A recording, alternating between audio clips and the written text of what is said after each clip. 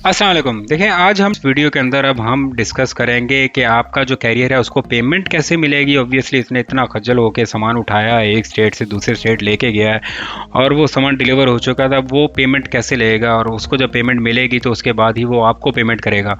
तो हमने ये प्रोसेस भी स्टडी करना है और उस वीडियो के अंदर मैं ये भी डिस्कस करूँगा कि कैरियर ब्रोकर सेटअप क्या चीज़ होती है, सर्टिफिकेट होल्डर, फ्रेट गार्ड क्या चीज़ है और फ्रेट गार्ड से आपने क्यों बचना है, अपने कैरियर को कैसे बचाना है। तो आइए स्टार्ट करते हैं। सबसे पहले मैं आपको बताऊं कैरियर ब्रोकर सेटअप क्या होता है।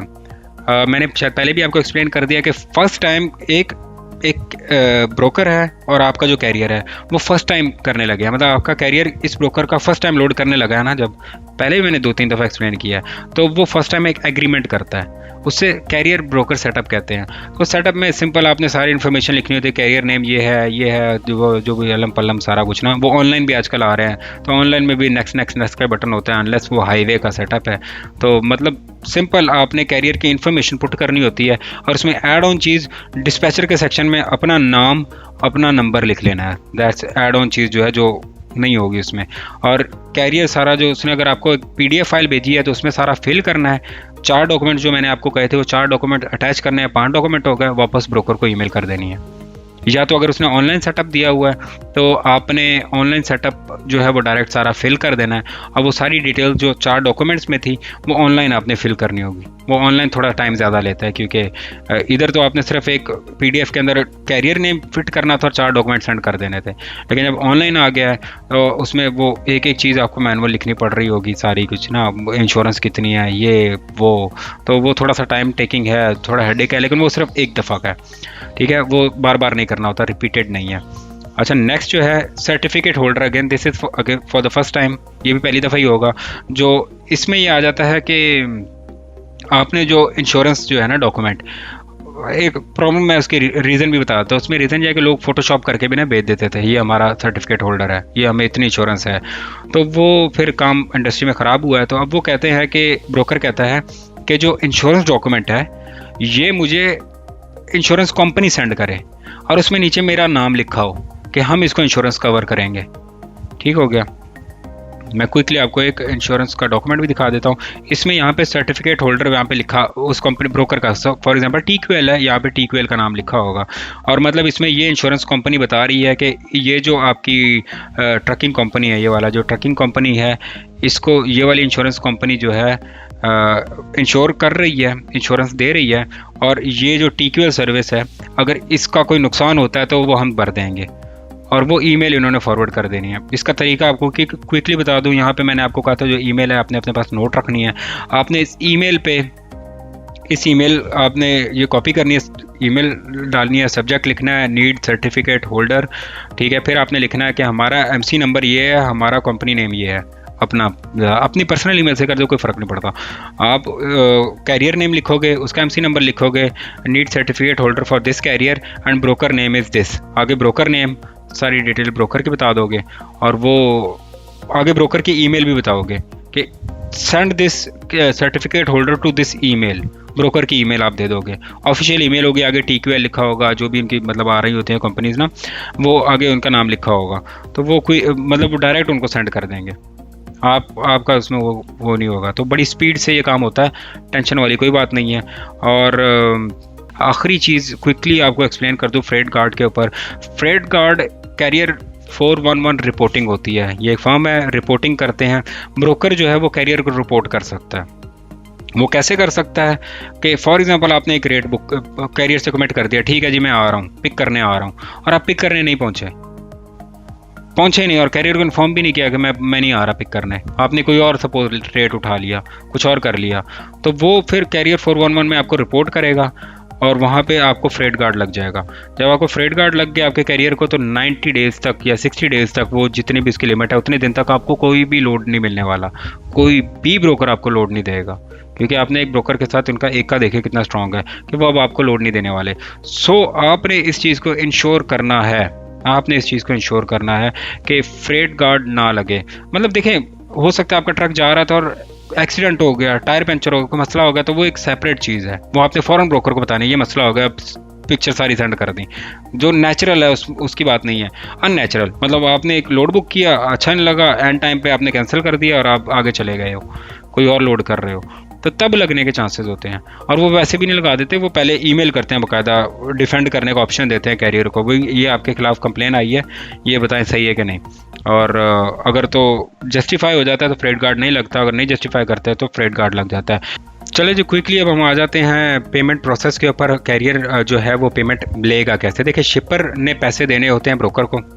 अब प्रोसेस देखें क्या होता है, पूरे महीने का एक प्रोसेस है ये, मैंने आपको पहले भी बता दिया था कि कैसे मतलब एक प्रोसेस होता है कि सारी एक चेन होती है, पैसे सारे मतलब एक मतलब शिपर ने सपोज 10,000 कंटेनर भेजे थे डिफरेंट ब्रोकर्स के थ्रू पूरे महीने में, तो अब वो पूरे महीने का हिसाब किताब करते हैं, फाइनेंस जो भी किया उन्होंने ब्रोकर को बता दिया इतने पैसे बनते हैं, और ब्रोकर फिर वो जितने जितने कैरियर्स हैं उनको पेमेंट सेंड करते हैं। तो अब कैरियर को तो कैरियर्स की फैक्टरिंग कंपनी है तो वो डायरेक्ट फैक्टरिंग कंपनी को चले गए, और जिन कैरियर्स ने ज़्यादा पैसे कटवा के मतलब 4%, 5% या 3% मतलब जो भी परसेंटेज थी वो कटवा के क्विक पे ले लिया तो ले लिया, लेकिन अगर वो है तो पूरे महीने का एक सिस्टम है, पेमेंट आ रही होती है। तो कैरियर को देखें यहाँ पे नज़र आ रहा है कि क्विक पे ही मिल रहा है, ब्रोकर से क्विक पे मिल जाए, फैक्ट्री से मिल जाए, विद इन 2 डेज आपके कैरियर को पेमेंट मिल जाएगी। लोड डिलीवर होने के 2 दिन बाद उसको पेमेंट मिल जाएगी, और जब उसको पेमेंट मिल जाएगी तो उसके बाद आपने फिर उसे कहना है मेरी जो परसेंटेज हमारी कमिट हुई थी वो अब कंप्लीट कर दे। यहाँ पे देखें 2 ऑप्शन आ जाते हैं, एक वो कैरियर आ जाता है जो ये सारी इन्वॉइसिंग अपने खुद करता है, 2 दिन बाद उसे पैसे मिल जाते हैं और अल्लाह खैर सारा। लेकिन कुछ कैरियर ऐसे होते हैं वो कहता है कि आप ही हमें हमारी इन्वॉइसिंग करें, वो इन्वॉइसिंग का भी आपको कह देते हैं कि ठीक है आप हमारी इन्वॉइसिंग करके दें, और जो भी अगर आपकी उसके साथ टर्म बनती है। सो इन्वॉइसिंग में ये होता है कि देखें कैरियर, मैंने आपको जैसे पहले एक एग्जाम्पल बताया था, मंडे को लोड पिक हुआ, फ्राइडे को डिलीवर हो गया। डिलीवर होने के बाद आपके कैरियर ने फैक्टरिंग कंपनी को बताना भी होता है, ठीक है, ब्रोकर खुद से नहीं बताएगा। तो ये आपके रिस्पॉन्सिबिलिटी है, वो कैरियर खुद ये रिस्पॉन्सिबिलिटी लेता है या आपके ज़िम्मे डालता है, दैट डिपेंड्स। कोई इतनी मुश्किल चीज़ नहीं है, खैर अगर आपके ज़िम्मे भी डालता है तो कोई मसले वाली चीज़ नहीं है। फैक्टरिंग कंपनी को इन्फॉर्म करना है कि ये हमने लोड किया था, ये आगे गया है, ठीक है। तो अब वो कैसे पता चलेगा, उसके लिए कुछ डॉक्यूमेंट्स रिक्वायर होते हैं, ठीक हो गया।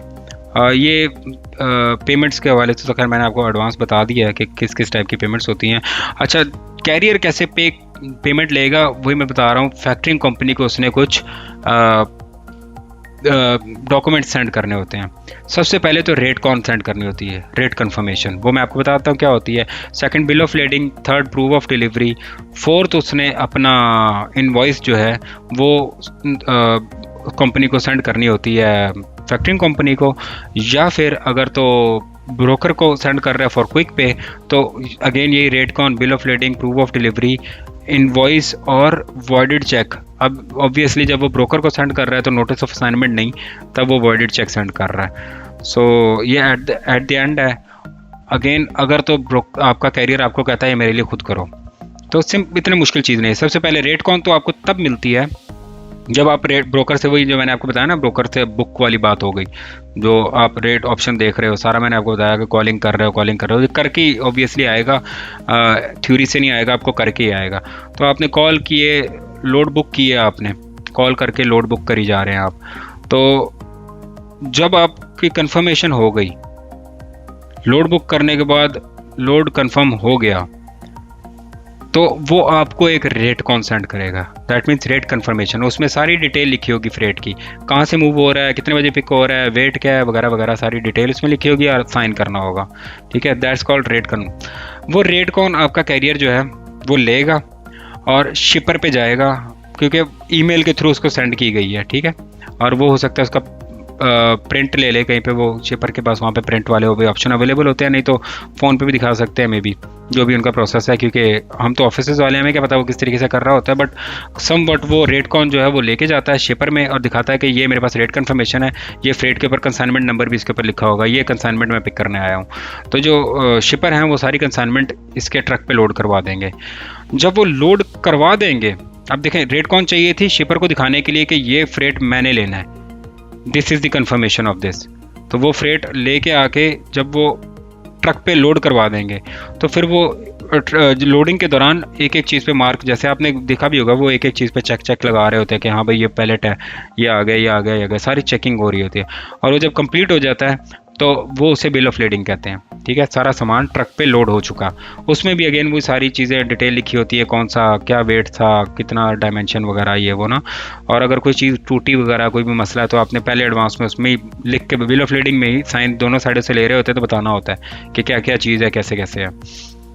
अच्छा, इसमें एक और चीज़ भी आ गई है। इसमें अगर तो सपोज़ उसने आपको कहा था 2 बजे आके पिक करना है और 3 बज गए अभी तक लोड नहीं हुआ, तो उस टाइम अब आपने ना उसे क्या क्या डिटेंशन लेनी है कि भाई देर लग गई है, इतनी देर हो गई है, वो कंप्लीट नहीं हुआ।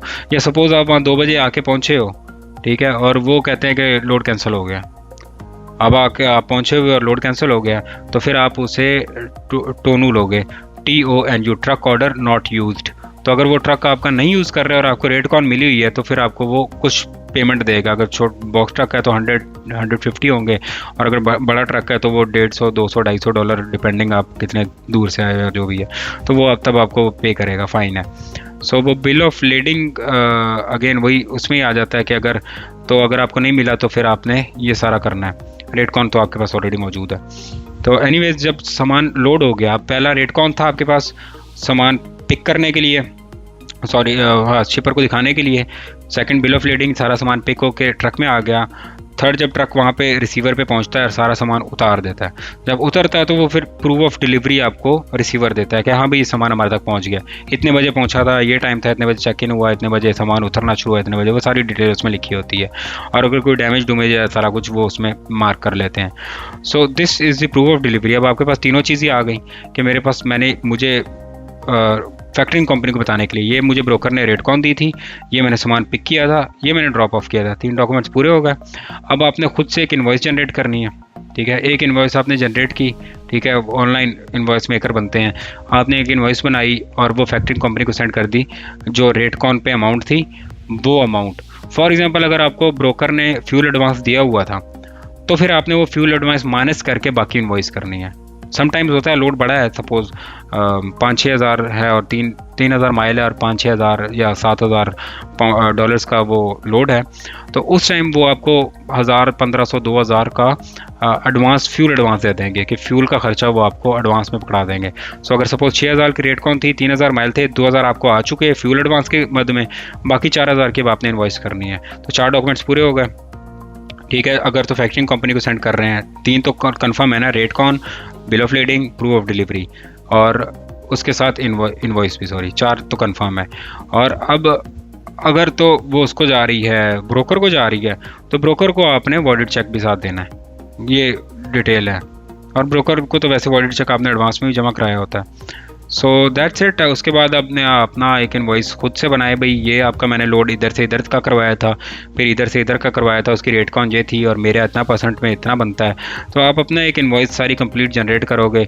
इन दी एंड वीकली जो भी आपकी इनवॉइस बनी, आप वो इनवॉइस मतलब प्रोसेस तो अच्छा यही है कि आप जिस दिन डिस्पैच हुआ था ड्राइवर का जो भी नेम बनता हुआ वो लिख लीजिएगा, ठीक है, और ऐसे कैरियर का नेम एड्रेस है, मतलब एक फ़ॉर्मेट बता रहा हूँ, इस फॉर्मेट में यहाँ से पिक हुआ था, यहाँ ड्रॉप हुआ था, रेट कौन ये थी और मेरा कमीशन उसमें इतना बनता है, तो सब टोटल मेरा ये कमीशन बनता है इस वीक का। तो अब मतलब ये तो एग्जाम्पली मैंने सारे बाकी डिटेल्स कटवानी पड़ी। तो इस तरीके से आपने एक उनको इन्वॉइस सेंड कर देनी है और अब आपको वो पेमेंट करेगा। पेमेंट के जो तरीके हैं वो बिल्कुल डिफरेंट डोमेन आ जाती है, वो इसमें नहीं आती। उसमें अगर आपके पास पेनीर है या फिर आपके पास स्ट्राइप, वाइज, ये वो और अलम पलम बहुत सारी चीज़ें होती हैं पेमेंट लेने के, वेस्टर्न यूनियन वगैरह ये वो। तो पेमेंट के तो गेटवे का एक चक्कर है, उसमें फिर आपके पास एक बिज़नेस होना चाहिए, लीगल बिज़नेस, LLC वगैरह, ये सारी चीज़ें तो लीगैलिटी में आ जाती हैं, तो वो बिल्कुल सेपरेट डोमेन है और उसका इससे खैर डायरेक्ट लेना देना कोई नहीं है, वो बिज़नेस टर्म में आ जाती हैं। बट इन केस अगर किसी को इस चीज़ में नहीं समझ आ रही तो उस पर भी एक आधी मैं वीडियो कर दूंगा, लेकिन वो लर्न डिस्पैचिंग के अंदर तो मेरा नहीं ख्याल वो इसकी डोमेन में आ रही है। आपको डिस्पैचिंग सिखाने के हवाले से जो बात थी तो वो तो यहाँ तक आ गई। और पेमेंट तो इन दी एंड जो इंडिविजुअल्स कर रहे हैं वो वेस्टर्न यूनियन से भी ले सकते हैं, और पेनीर पाकिस्तान में बन रहा है तो वो पेनीर अकाउंट से भी, मतलब पेनीर में आपको पूरा बिजनेस अकाउंट वो डिटेल दे देते हैं, तो आप वहाँ से भी पेमेंट करवा सकते हो, आपने डायरेक्ट पेनियर पे मंगवा सकते हो। सो पेमेंट लेने का कोई इतना बड़ा मसला नहीं है, बड़े मसले से पिछले थे, अगर आपने पिछले सॉल्व कर दिए तो अगला तो कोई मसला ही नहीं है। तो यहाँ पे हमारा ये कोर्स जी कंप्लीट हो जाता है। और अगर इस कोर्स के दौरान अगर कोई चीज़ मैं ऑनलाइन ऑब्वियसली बहुत डिटेल में चीज़ों को नहीं बता पाया, लेकिन मैंने कोशिश की है कि जेनेरिकली ओवरव्यू आपको दे दूं और मैक्सिमम इन्फॉर्मेशन आपको दे दूं। और इस इंफॉर्मेशन के दौरान अगर कोई चीज़ कोई आपको समझ नहीं आई, और थ्रू इन फ्यूचर भी अगर कोई इस वीडियो को देख रहा है, तो आपको डिस्क्रिप्शन के अंदर जो कॉन्टैक्ट डिटेल्स मिल रही होंगी, नहीं तो आप कमेंट्स के अंदर भी पूछ सकते हो। सिंपल सी चीज़ है, उसी वीडियो को कमेंट में पूछने सबसे ईजी होता है। हो सकता है वो क्यूरी किसी और की भी हो, तो सबको वो चीज़ कमेंट से ही समझ आ जाएगी। तो मज़ीद कोई भी चीज़ किसी भी हवाले से अगर बात करनी हो तो इस सेंस के अंदर आप मुझसे रब्ता कर सकते हैं। और ये कोर्स मैं यहाँ पे कंप्लीट करने लगा हूँ, और इंशाल्लाह अब मैं किसी और टॉपिक और किसी और डोमेन के अंदर यूट्यूब पे आपको नज़र आऊँगा। टिल देन अपना ख्याल रखिएगा। See you in next any other episode. अल्लाह हाफिज़।